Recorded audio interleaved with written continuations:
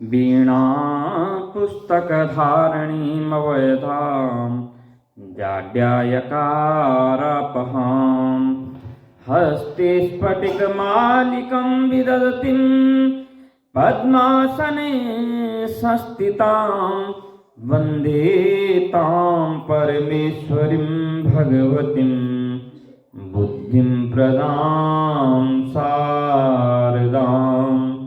बर्हापीडं नटवरवपुः कर्णयो कर्णिकारं बिभ्रद्वासः कनककपिशं वैजयन्ती च मालां। रन्ध्रान् वेणो अदरसुदया पूरयन् गोपवृन्दे बृन्दारण्यं सपदरमणं प्राविशद् गोपकीर्ति। सच्चिदानन्दरूपायः विश्वोत्पत्त्यादिहेतवे तापत्रयविनाशाय श्रीकृष्णाय वयं नमः। बोलो राधा कृष्ण बांकी बिहारी लाल की जय। सत्यनारायण भगवान की जय। लक्ष्मी नारायण भगवान की जय। शालिग्राम जी महाराज की जय। बाल गोविंद भगवान की जय। भवानी शंकर कैलाशपति महादेव की जय। भगवती जगदम्बा गौरा मैया की जय। सरस्वती माता की जय। राम लक्ष्मण भरत शत्रुघ्न सीता माता की जय। पवन पुत्र हनुमान की जय। क्षेत्रपाल महाराज की जय। गंगा माता की जय। तुलसी माता की जय। सत्य सनातन धर्म की जय। कार्तिक महात्म्य की जय। तो कल हम लोगों ने कौन सी कथा सुनी थी? किसकी सुनी थी भला? कलहा की। कलहा, कलहा किसको कहते हैं? जो कलह करता है। कल वो बात आई थी ना कि नाम कैसे रखने चाहिए। जतो नाम ततो गुण, जैसा नाम होगा वैसे गुण भी प्रकाशित होंगे। जैसा हम नाम रखते हैं उस प्रकार का प्रभाव अवश्य आता है जीवन में।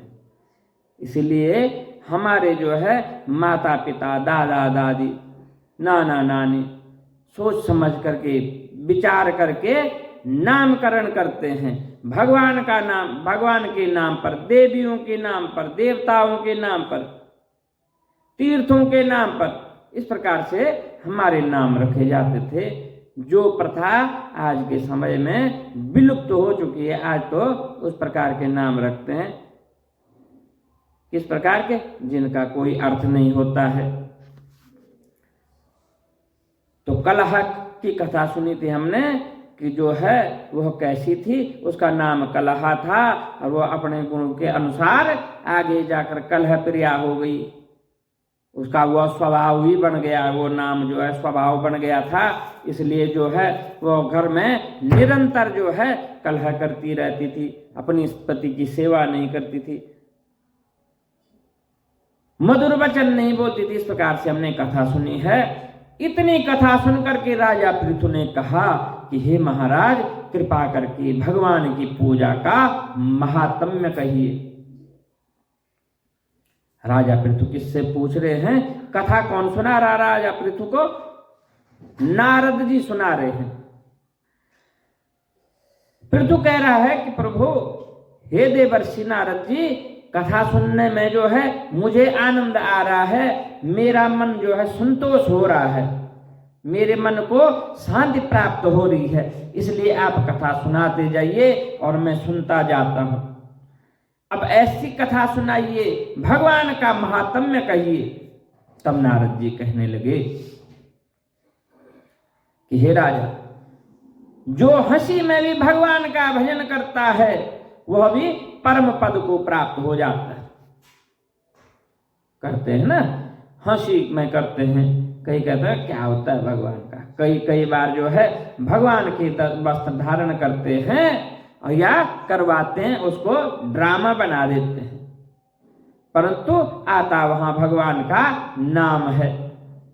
इसलिए कह रहे हैं कई बार जो है हंसी मजाक में भी भगवान का नाम स्मरण करके वह भी जो है फलदायक हो जाता है, उसको भी परम पद की प्राप्ति हो जाती है।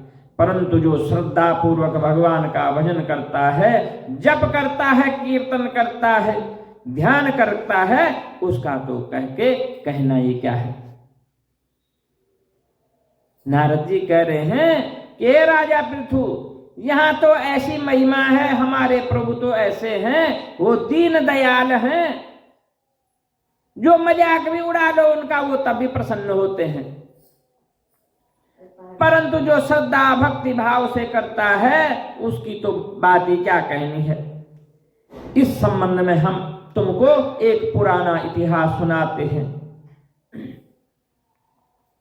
कालंदी पर्वत पर बसे दीर्घपुर नाम के नगर में अति धर्मात्मा प्रजा को पुत्र की समान पालने वाला सुभाव नाम का एक राजा रहता था। उसके धूम्रकेश नाम वाला एक पुत्र था जो अति दुष्ट था, चोर था, जुआरी था, परस्त्रीगामी, व्यभिचारी, ऐसा पुत्र था उसको। उसकी यह दशा देख करके पिता जो है स्वभाव बहुत दुखी होते थे। कोई जो है भला आदमी होता है और उसकी संतान दुष्ट निकल जाए, जो सारे नगर में, गांव में, शहर में, देश में, राज्य में जो है अपने बाप का नाम मिट्टी में मिला दे तो बाप तो दुखी हो गई। धर्मात्मा बाप जो है उसका दुखी हो गया। राजा स्वभाव जो है दुखी हो रहा है और अपने पुत्र को मारता है, पीटता है, कई प्रकार से वह ताड़ना देता है, परंतु वह किसी प्रकार भी नहीं मानता है। वह जो है दुर्गुणों से युक्त हो जाता है, वह किसी प्रकार से भी नहीं मानता है। मार खा करके, लात खा करके, मुक्का घूसा खा करके, गालियां खा करके, तब भी वह नहीं समझता, तब भी वह दुष्ट ही रहता है। एक समय गेंद खेलते हुए एक दिन उसकी गेंद जो है छोटी रानी के महल में जा गिरी। जब वह गेंद लेने के लिए महल में गया, रानी उस पर मोहित हो गई और वह दोनों जो है कामांध हो गई। जब राजा को इस बात का पता चला तो उसने कुमार को देश से निकाला कर दिया। राजा सुबाव ने अपने पुत्र को जो है राज्य से निकाल दिया, उस कालंदी पर्वत से निकाल दिया। पुत्र होने के कारण उसे जो है प्राण दंड नहीं दिया, सिर्फ जो है उसकी प्राणों की रक्षा हो गई और उसको देश निकाला दे दिया गया। अब राजकुमार वन में रहकर प्रतिदिन मांस खाता, रात्रि में वैश्याओं के घर में रहता, चोरी आदि करके जो द्रव्य लाता वह जो है वैश्याओं को दे देता। इस प्रकार फिरते फिरते वह एक दिन जो है घूमते फिरते अनजाने में वह वृंदावन आ गया। कुछ समय बाद सत्यव्रत नाम वाला एक भगवान विष्णु का भक्त अपना घर बार छोड़ करके कार्तिक मास में भगवान का पूजन करता हुआ, वह केवल कंदमूल तथा फल ही खाता था। वह नित्य भगवान के भजन करता, भगवान की प्रार्थना करता। वह जो है वह ब्राह्मण घर छोड़ आया और भगवान का भजन कर रहा है, एकांतवास कर रहा है, भगवान की भक्ति कर रहा है, सिर्फ कंदमूल फल खा रहा है, जो भी जंगल में औषधियां मिलती वह खा रहा है और निरंतर भगवान का पूजन कर रहा है। और भगवान से नित्य किस प्रकार से प्रार्थना करता है कि हे प्रभु, मुझे जो है यह संसार जो है अच्छा नहीं लग रहा है, मुझे आपके चरणों की भक्ति अच्छी लग रही है, इसलिए हे प्रभु मुझे जो है अपने चरणों की भक्ति दो। इस दुख रूपी समुद्र में डूबते हुए मुझ दीन की रक्षा कीजिए प्रभु। इस प्रकार से जो है वह रोज भगवान के आगे वह ब्राह्मण प्रार्थना करता कि मैं जो है इस दुख रूपी संसार में डूब रहा हूं, मेरी नैया कभी इधर जा रही है कभी उधर जा रही है, प्रभु इस नैया को आप भवसागर के पार लगा दो। श्री राधा जी सहित मैं आपको नमस्कार करता हूं। वह प्रेम में मग्न होकर के कभी रोता कभी हंसता कभी नृत्य करता, इस प्रकार से जो है वह भगवान की भक्ति करता। कभी जो है भगवान के भजन करते करते उसके जो है अश्रु बहने लग जाते, कभी भगवान का भजन करते करते वह नृत्य करने लग जाता। इस प्रकार वह नित्य प्रति करता। देवयोग से एक दिन धूम्रकेश ने उस ब्राह्मण की यह क्रिया देखी। अब वह धूम्रकेश जो है स्वभाव का पुत्र क्या था, स्वभाव से जो है चोर था, उचक्का चोर नहीं कहते, वो ऐसा था। अच्छे घर का होने के कारण, राजवंश का होने के बावजूद भी वह क्या था, चोर था, उचक्का था। वह चोर की वृत्ति से जो गया, भाई वहां पे भी होगा कुछ, मैं लेके आऊं। क्यों? बाप ने जो है घर से निकाला कर दिया था, जंगल में बेच दिया। अब वह जो है पेट की भूख शांत करने के लिए भी चोरियां करने लग गया था। वह देख रहा था कि यहाँ हो क्या रहा है। तो वहां तो था तो कुछ नहीं, वहां जो है वह ब्राह्मण क्या है, भगवान की मूर्ति बना करके उसके आगे नृत्य करता, पूजन करता, जप करता, भजन करता, कभी हंसता कभी रोता, और वह उस क्रिया को देखता है। धूम्रकेश ने देखा यहां तो कुछ भी नहीं है योग्य, अपने योग्य चीज, इसलिए वह ब्राह्मण की क्रिया देख करके जब रात्रि को आया तो सीधे वैश्य के घर में जा करके उसने भी वहां जा करके मिट्टी की मूर्ति बना करके वैसे ही सब कृत्य किया। अब मिला तो है नहीं कुछ खाने के लिए, उस दिन चोरी में उसको कुछ नहीं मिला। तो उसने कहा आज यही सही, आज उसने जो है ब्राह्मण को जो है जंगल में क्या देखा था, भगवान का भजन करते, नृत्य करते, पूजा जप करते देखा। उसने कहा आज मैं भी ऐसा ही करूंगा, आज खाने के लिए है तो है नहीं कुछ। वह वैश्या के घर में गया और मूर्ति बना करके उसी प्रकार से कृत्य करने लग गया जिस प्रकार वह ब्राह्मण किया करता है। अंत में उसी की भांति स्तुति करके आधी रात्रि को वैश्य के घर में ही वह सो गया। जिस प्रकार से उस ब्राह्मण ने जो है वन में भगवान का भजन किया, उसी प्रकार वह धूम्रकेश भी मूर्ति बना करके नृत्य करता, गीत करता, और आखिर में जो है वह वहीं उस वैश्य के घर में सो गया। देवयोग से जो है राजा के दूत भी उसी समय वहां आ गए और उनके हाथ से धूम्रकेश का वध हो गया। यमदूत उसको जो है महापापी समझ करके मारते हुए पकड़ करके उसको यमराज के पास ले गए। अब मृत्यु हो गई उसकी, राजा के दूतों ने उसका वध कर दिया और साथ ही जो है यम के दूत आ गए, उसको ले करके यमराज के पास चले गए। उसको देखते ही यमराज जो है अपने आसन पर खड़े हो गया, उसको पाद्य अर्घ्य आदि प्रदान किया, आसन प्रदान किया।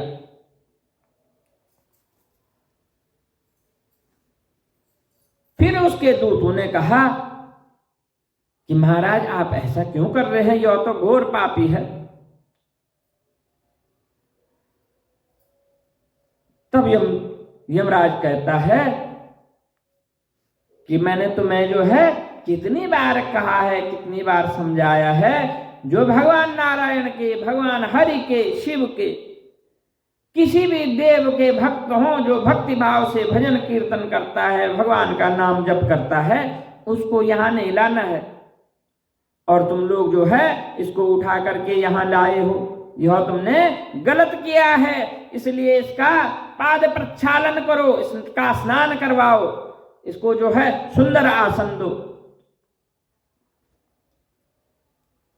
इसने चाहे हास्य से ही की, परंतु कार्तिक मास में व्रत वृंदावन धाम किया है। इसने चाहे मजाक में ही सही, परंतु कार्तिक का पुण्य महीना था। इस पुण्य मास में इसने वृंदावन धाम में जो है भगवान का भजन कीर्तन किया, इसलिए यह वैकुंठ जाने का अधिकारी हो गया है। यमराज पुनः धूम्रकेश से बोले कि भगवान की भक्ति 9 प्रकार की है। उनकी कथा सुनने से राजा परीक्षित, कीर्तन से सुखदेव जी, स्मरण से प्रहलाद जी, चरण सेवा से लक्ष्मी जी, पूजा से पृथु, वंदना से अक्रूर और दास भाव से सुग्रीव, मित्र भाव से अर्जुन और आत्मनिवेदन से राजा बलि जिस प्रकार परम पद को प्राप्त हुए, उसी प्रकार तुमने भी चाहे हास्य से ही भगवान की पूजा की, मगर फिर भी तुम स्वर्ग के अधिकारी हो गए हो। यद्यपि तुम अपने कर्मानुसार पहले नरक के ही अधिकारी थे। यमराज कह रहे हैं कि हे राजकुमार, तुमने जिस प्रकार से सारे जीवन में अब तक जो भी कर्म किए थे उसके अनुसार थे तो तुम नरक के अधिकारी, परंतु तुमने वृंदावन धाम में जाकर के और जो है मजाक में ही सही और भगवान का भजन किया, इसलिए तुम्हारे सब पाप नष्ट हो गए, तुम जो है स्वर्ग के अधिकारी हो गए हो। कार्तिक मास में की गई भगवान की पूजा कभी व्यर्थ नहीं जाती है। जहां पर भगवान शालिग्राम हैं वहीं पर गंडकी नदी है, सभी तीर्थ वहां पे हैं। तथा धूम्रकेश यमराज से पूछने लगा कि भगवान सब नदियों को छोड़कर गंडकी को कैसे जो है यह सौभाग्य प्राप्त हुआ। यमराज कह रहे हैं कि भगवान शालिग्राम के पास जो है सब तीर्थ हैं। अगर भगवान शालिग्राम को जल चढ़ा दिया तो आप जिस नदी का स्मरण करेंगे, गंगा कहेंगे तो गंगा है, यमुना कहेंगे तो यमुना है, रेवा कहेंगे तो ये रेवा है। गंगा सिंधु सरस्वती यमुना गोदावरी नर्मदा कावेरी सरयू महेंद्र तनिया चरमणवती वेदिका क्षिप्रा वैत्रवती महासुर नदी ख्याचा गया गंडकी पुण्य पुण्य जलो समुद्र सहिता कुर्वन्तु हे मंगलम। इस प्रकार से सभी नदियों का जो है ध्यान करके जो जल चढ़ाएंगे वह सब तीर्थ जो है वहां शालिग्राम के जल से प्राप्त हो जाएंगे। तो वह पूछने लगा, धूम्रकेश पूछ रहा है, यमराज से पूछ रहा है कि सब नदियों को छोड़ करके गंडकी में ही शालिग्राम क्यों प्राप्त होते हैं? ऐसा क्या भाग्य, ऐसा क्या सौभाग्य था गंडकी का? यमराज कहने लगी, किसी समय वेदशिरा नाम के ऋषि सब लोगों के हित के लिए गंगा तट पर तपस्या कर रहे थे। ऋषि जो है गंगा के तट पर तपस्या कर रहे थे। उस रमणीक स्थान में उनके तप से इंद्र अत्यंत भयभीत हो गया और उनकी तपस्या को भंग करने के लिए उसने मंजुघोषा नाम वाली अप्सरा को उनके तप को विध्वंस करने के लिए भेजा। मंजुघोषा वन में क्रीड़ा करती, अपने योग तथा रूप का प्रदर्शन करके अनेक प्रकार के हाव भाव जो है वह ऋषि को दिखाती। उसी समय मंजुघोषा ने मुनि के चरणों का स्पर्श किया तो ऋषि रोमांच से खड़े हो गए। उस समय मंजुघोषा ने ऋषि को अपने बस में जान करके उनका आलिंगन कर दिया, उनके गले में भुजाएं डाल दी। तब ऋषि ने क्रोधित होकर के श्राप दिया, तुम क्यों मुझे इस संसार बंधन में बांधना चाहती हो? क्यों ऐसे बंधन में डालना चाहती हो? क्यों तुम मेरे तप को विध्वंस करना चाहती हो? क्यों मेरे तप को नष्ट करना चाहती हो? क्यों इस प्रकार से तुम उद्धत हो गई हो कि तुम्हें मेरा तप जो है नष्ट करना है?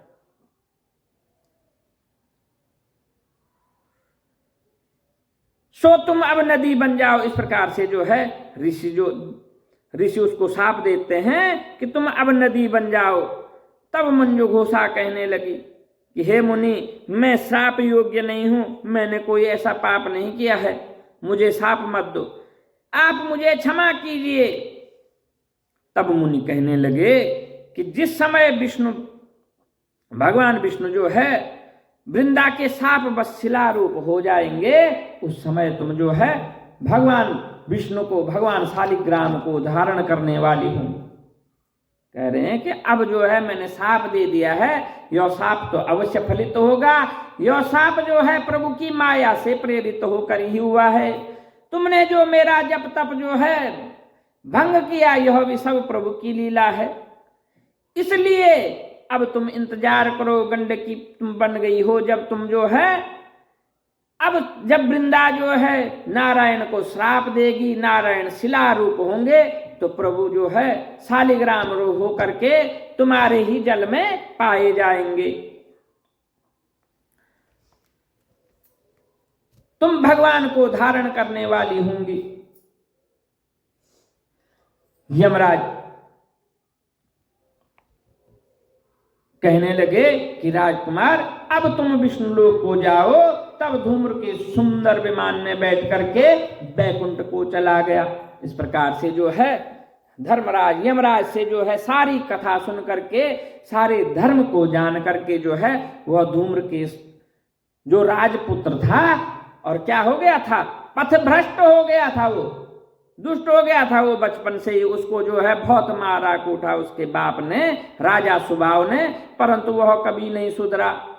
वह व्यभिचारी हो गया, चोर उचक्का हो गया। उसके बाद उसको घर से निकाल दिया, वह जंगल में गया। और जो है सौभाग्य जब भाग जागते हैं, कभी कभार क्या होता है, हम यत्न करते हैं, कभी कभार जो है बिना यत्न के जो मिलता है वो हमारे जो है प्रारब्ध का फल होता है। उसको जो है प्रारब्ध से जो है भगवान की भक्ति मिली, अनजाने में उसने भक्ति की और उसकी मृत्यु आ गई और उसको मोक्ष हो गया। इस प्रकार से जो है अब आज जो है द्वादशी के साथ त्रयोदशी भी आ गई है, इसलिए आज जो है धन त्रयोदशी है जी, कल सुनाएंगे। हाँ, तो मैं तो एक बात कह रहा हूँ ना कि आज त्रयोदशी भी है। हाँ, तो ऐसा है। अब ये तो पता होगा ही आपको, कथा तो चलो संक्षेप में बता दो। धन त्रयोदश क्यों मनाते हैं? सिर्फ जो है बाजार से सोना चांदी खरीदने के लिए या बर्तन खरीदने के लिए, वस्त्र खरीदने के लिए नहीं। धन त्रयोदशी आज जो है क्या हुआ था, समुद्र मंथन में धन्वंतरी जो है औषधियों के देवता वैद, वो कलश उत्पन्न हुआ था जिसमें सब औषधियां होती हैं। हमारे सनातन में जो है सब ऐश्वर्य से बढ़कर के स्वास्थ्य को माना जाता है, स्वास्थ्य। इसलिए आज जो है जड़ी बूटियों, औषधियों, धन्वंतरियों, वैद का पूजन होता है। इसलिए आज जो है समुद्र मंथन से धन्वंतरी प्रकट हुए थे। तो धन्वंतरी अर्थात अब कलश को भी मान लो, तो कलश में सब देवता विराजमान होते हैं। कहते हैं कलशस्य मुखे विष्णु कंठे रुद्र समासिता मूले स्थितो ब्रह्मा। कलश का जो मुख होता है वो विष्णु होता है, कंठे रुद्र समास्थिता, जो घड़े का जो है गर्दन होती है वहां पे कौन होते हैं, भगवान शिव होते हैं। मूल स्थितो ब्रह्मा, और जो उदर होता है उसका ब्रह्मा माने ब्रह्मांड, सारी सृष्टि, वो उसके अंदर जो जल होता है वो सारी सृष्टि है। तो इस प्रकार से कलशस्य मुखे विष्णु कंठे रुद्र समास्थिता मूल स्थितो ब्रह्मा मध्य मातृगण स्थिता।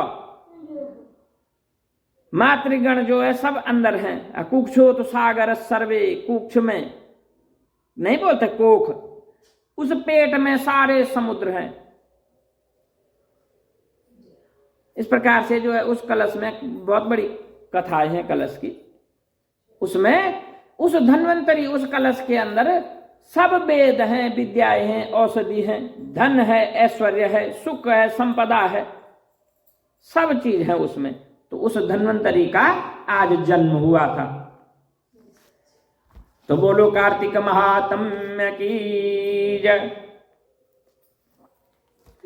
श्री कमल नेत्र कटि पीताम्बर अधर मुरली गिरधरम मुकुट कुंडल करल कुटिया सांवरे राधेवरम फूल जमुना धेनु आगे सकल गोपियन मनहरम पीत वस्त्र गरुड़ वाहन चरण सुकनित सागरम करत केल कलोल निसदिन कुंज भवन उजागरम अजर अमर अडोल निश्चल पुरुषोत्तम अपरापरम दीननाथ दयाल गिरधर कंस हिरणाकुशरणम गलफूल भाल विशाल लोचन अधिक सुंदर केशवम बंशीधर वसुदेव छैया बलि छल्यो श्री वामनम जल डूबते गजराख लीनो लंका छेद्यो रावणम सप्तदीप नवखंड 14 भवन कीनौ एक पदम द्रौपदी की लाज राखी कहाँ लो उपमा करम दीननाथ दयाल पूर्ण करुणमय करुणा करम कवि दत्त दास विलास निस दिन नाम जप नित नागरम प्रथम गुरु के चरण बंधु यस्य ज्ञान प्रकाशितम आदि विष्णु जुगादि ब्रह्मा सेविते शिव शंकरम श्री कृष्ण केशव कृष्ण केशव कृष्ण यदुपति केशवम श्री राम रघुवर राम रघुवर राम रघुवर राघवम श्री राम कृष्ण गोविंद माधव वासुदेव श्री वामनम मत्स्य कच्छ वराह नरसिंह पाहि रघुपति पावनम मथुरा में केशव राय विराजे गोकुल बाल मुकुंद जी श्री वृंदावन में मदन मोहन गोपीनाथ गोविंद जी धन्य मथुरा धन्य गोकुल जहाँ सियापति अवतरे धन्य यमुना नीर निर्मल ग्वाल बाल सखावरे नवनीत नागर कर निरंतर शिव विरंचि मन मोहितम कालंदी तट करत क्रीड़ा बाल अद्भुत सुंदरम ग्वाल बाल सब सख विराज संग राधे भामनी बंशी वट तट निकट यमुना मुल्की टेर सुहावनी भज राघवेश रघुवंश उत्तम परम राजकुमार जी सीता के पति भक्तन के गति जगत प्राण आधार जी जनक राजा पनक राखी धनुष बाण चढ़ावही ता नाम जाके श्री रामचंद्र प्रणमामहि जन्म मथुरा खेल गोकुल नंद के हृदय नंदनम बाल लीला पतित पावन देव की वसुदेवकम श्री कृष्ण कलिमल हरण जाके जो भजे हरि चरण को भक्ति अपनी देव माधव भव सागर के तरण को जगन्नाथ जगदीश स्वामी श्री बद्रीनाथ विश्वम्बरम द्वारिका के नाथ श्रीपति केशवम प्रणमाम्यहम् पद पढ़त निसदिन विष्णुलोक सगच्छत। श्री गुरु रामानंद अवतार स्वामी कविदत्त दास समाप्तकम। बोलो कार्तिक महात्म्य की जय।